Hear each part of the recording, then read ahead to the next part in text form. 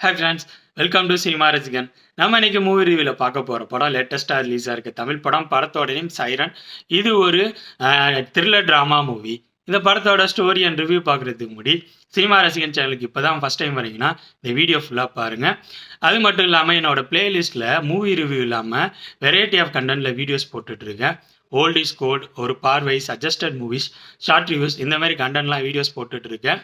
எல்லா வீடியோஸும் பாருங்கள். பிடிச்சிருந்தா லைக் பண்ணுங்கள், கமெண்ட் பண்ணுங்கள். அப்படியே சினிமா ரசிகன் சேனலை சப்ஸ்கிரைப் பண்ணுங்கள். கூடவே பக்கத்தில் இருக்க பெல் ஐக்கானை தட்டி விடுங்க. அப்போ தான் நான் போடுற வீடியோஸ் உடனுக்குடன் உங்களை வந்து சேரும். அது மட்டும் இல்லாமல் உங்களோட சின்ன ஹெல்ப்பாக இந்த வீடியோஸ் எல்லாம் உங்களோட ஃப்ரெண்ட்ஸ், ஃபேமிலி மெம்பர்ஸ்க்கெல்லாம் கொஞ்சம் ஷேர் பண்ணி விடுங்க. அந்த சின்ன ஷேரும் எனக்கு ரொம்ப சப்போர்ட்டாக இருக்கும். வாங்க இந்த படத்தோட ஸ்டோரி என்னன்னு பார்ப்போம். இந்த படத்தோட ஸ்டோரியில் ஜெயம் ரவி 14 வருஷம் ஜெயிலில் இருந்துட்டு பரோலில் வீட்டுக்கு வராரு.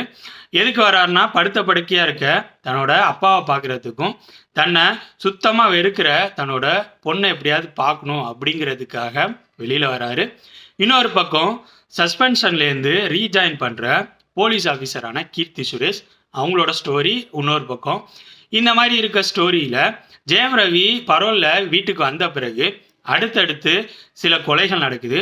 இந்த கொலைகள்லாம் ஜெயம் ரவி தான் பண்ணியிருப்பாருங்கிற சஸ்பெக்டில் கீர்த்தி சுரேஷ் யோசிக்கிறாங்க. ஆனால் இன்னொரு பக்கம் கீர்த்தி சுரேஷும் இந்த கொலைகளுக்கு காரணமாக இருப்பாங்களோ அப்படிங்கிற மாரி சஸ்பெக்டும் உயர் அதிகாரிகளுக்கு இருக்குது. இந்த மாதிரி இருக்க சூழ்நிலையில் தன் மேலே இருக்க பழி எப்படியாவது தொடச்சிட்டு யார் உண்மையான கொலையாளிங்கிறத கண்டுபிடிக்கிறதுக்காக கீர்த்தி சுரேஷ் ரொம்ப தீவிரமாக களத்தில் இறங்குறாங்க.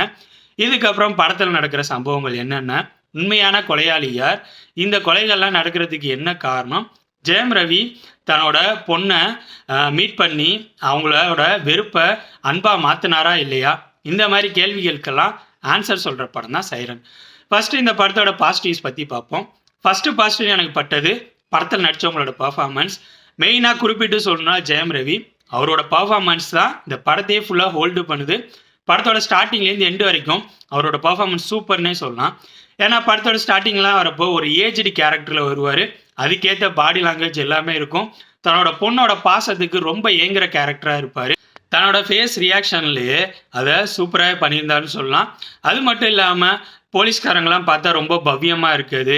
தன்னோட பொண்ணை ஒருத்தன் ரேக் பண்ணுறதை பார்த்துட்டு ஆக்ஷன் மோடில் போய் அடித்து நகர்த்துறது, அப்புறம் செகண்ட் ஹாஃபில் ரொம்ப யங்காக திமிராக இருக்கிறது, அப்புறம் ரொமான்டிக் சீன்ஸ்லாம் செகண்ட் ஹாஃபில் இருக்குது. அந்த சீன்ஸ்லேயும் சரி, இந்த மாதிரி படம் ஃபுல்லாக அவரோட பர்ஃபார்மன்ஸ் சூப்பர்னே சொல்லலாம். அவரோட பர்ஃபார்மன்ஸ் தான் இந்த படத்தை ஃபுல் அண்ட் ஃபுல் தாங்குது. இது ஆல்ரெடி நான் சொல்லிட்டேன். மற்றவங்க எல்லாருமே படத்தில் நல்லாவே பர்ஃபார்ம் பண்ணியிருந்தாங்க. கீர்த்தி சுரேஷ் பற்றி நான் பின்னாடி சொல்கிறேன் என்னங்கிறது. நெக்ஸ்ட் பாசிட்டிவ் எனக்கு பட்டது படத்தோட ஃபர்ஸ்ட் ஹாஃப் ஸ்க்ரீன் பிளே சொல்லலாம். ஃபர்ஸ்ட் ஹாஃபோட ஸ்க்ரீன் பிளே முடிஞ்ச அளவு போர் அடிக்காமல் கொண்டு போயிட்டாங்க.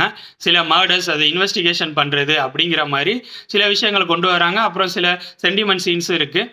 இந்த மாதிரி சீன்ஸ் எல்லாம் வச்சு ஃபர்ஸ்ட் ஹாஃபை ஓரளவு கொண்டு போயிட்டாங்க. ஸோ ஃபர்ஸ்ட் ஹாஃப் எனக்கு தெரிஞ்சு கொஞ்சம் பாசிட்டிவ்னே சொல்லுவேன்.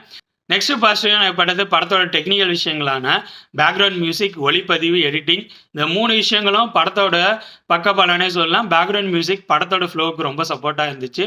சில ஆக்ஷன் சீக்வன்ஸும் சரி, இன்வெஸ்டிகேஷன் மோடப்பையும் சரி, படத்தோட ஃப்ளோவுக்கு ரொம்ப சப்போர்ட்டாக இருந்துச்சுன்னு சொல்லலாம். ஒளிப்பதிவுங்கிறது படத்துக்கு என்ன தேவையோ அந்த விஷயங்களை மட்டும் கவர் பண்ணி கரெக்டாக கொடுத்துருந்த மாதிரி இருந்துச்சு. ரொம்ப ஓவராக நிறைய ஆங்கிள்ஸ்லாம் வச்சு அந்த மாதிரிலாம் கொண்டு போகாமல் இந்த ட்ராமா படத்துக்கு மிஸ்ட்ரி எலமெண்ட் இருக்க ட்ராமா மோட் படத்துக்கு என்ன தேவையோ அந்த விஷயங்கள் மட்டும் இருந்துச்சு. எடிட்டிங் படத்தோட ஃப்ளோவுக்கு ரொம்ப சப்போர்ட்டாக இருந்துச்சுன்னு சொல்லலாம். நெக்ஸ்ட்டு படத்தோட நெகட்டிவ்ஸ் பற்றி சொல்லணும்னா, ஃபர்ஸ்ட் நெகட்டிவ் படத்தோட செகண்ட் ஹாஃப். ஏன்னா படத்தோட செகண்ட் ஹாஃப் ரொம்ப ப்ரெடிக்டபிள் மோட்லேயே தான் போகுது. அடுத்து இதுதான் நடக்குங்கிறத நம்மளால் ஈஸியாகவே சொல்ல முடியுது. அந்தளவுக்கு ஈஸியாக ப்ரெடிக்டபிள் மோடில் போகுது. காரணம் படத்தோட அதோட பேஸ் லைன் ஸ்டோரி நம்ம இதுக்கு முன்னாடி நிறைய படங்களில் பார்த்துருக்கோம். அதே பேஸ் லைன் ஸ்டோரி வச்சுட்டு கொஞ்சம் இன்வெஸ்டிகேஷன் மோட்லாம் ஆட் பண்ணி சுவாரஸ்யமாக கொண்டு போயிடலாமோ அப்படின்னு நினச்சிருப்பாங்க போல். அது கொஞ்சம் ஃபஸ்ட் ஹாஃபில் ஒர்க் அவுட் ஆயிருந்துச்சு. ஆனால் செகண்ட் ஹாஃபில் சுத்தமாக அது ஒர்க் அவுட் ஆகவே இல்லை. நெக்ஸ்ட்டு ஃபஸ்ட் ஹாஃப்லேயும் சரி, செகண்ட் ஹாஃப்லேயும் சரி, சில சினிமாத்தனமான விஷயங்கள்லாம் சீன்ஸாக எடுத்து வச்சுருந்தாங்க. ஃபார் எக்ஸாம்பிள் சொல்லணும்னா, 14 வருஷம் ஜெயிலில் இருக்கார் ஜெயம் ரவி. ஆனால் அவரோட ஃபேமிலிக்கு எல்லாருக்கும் அவரை பிடிக்குது, அவரோட பொண்ணை தவிர. புடிச்சிருக்க ஃபேமிலிக்காரங்க அவர் பொண்ணோட ஃபோட்டோவை ஒரு டைம் கூடயே அவர்கிட்ட போய் காட்டியிருக்க மாட்டாங்க. வீட்டுக்கு வந்துட்டு அவர் ஒரு பொண்ணோட ஃபோட்டோவை வீட்டுக்குள்ளே தேடுறது, அதுக்கப்புறம் அவரோட பொண்ணு வந்து ஆப்போசிட் வீட்டில் இருப்பாங்க, அவங்க இறங்கி வந்து ஸ்கூல் பஸ்ஸில் ஏறுறப்ப தேடுறதுங்கிற விஷயங்கள்லாம் ரொம்ப அபத்தமாக இருக்குது. ஏன்னா இந்த காலத்தில் இருக்க டெக்னாலஜிக்கு என்னென்னமோ போயிட்டு இருக்கு. ஒரு ஃபோனில் ஃபோட்டோ எடுத்து அவங்க அம்மா அவங்க ஃபேமிலிலாம் இதாண்டா அவங்க பொண்ணு அப்படிங்கிறத காட்டியிருக்கலாம். அது ஒரு நிமிஷத்தில் முடிய வேண்டியதை தேவையில்லாமல் சீன்ஸை எக்ஸ்டெண்ட் பண்ணியிருக்காங்க. இது பழங்காலத்தில் இருக்க மெத்தடு. இது எதுக்கு இப்போ கொண்டு வந்திருக்கான்னு தெரியல. இதே மாதிரி சில சீன்ஸ் இருக்குது படம் ஃபுல்லாக. அங்கங்கே ரொம்ப சினிமாத்தனமாக ஓல்டு ட்ரெண்டிங்கில் அபத்தமாகவே சில சீன்ஸ்லாம் வச்சுருக்காங்க.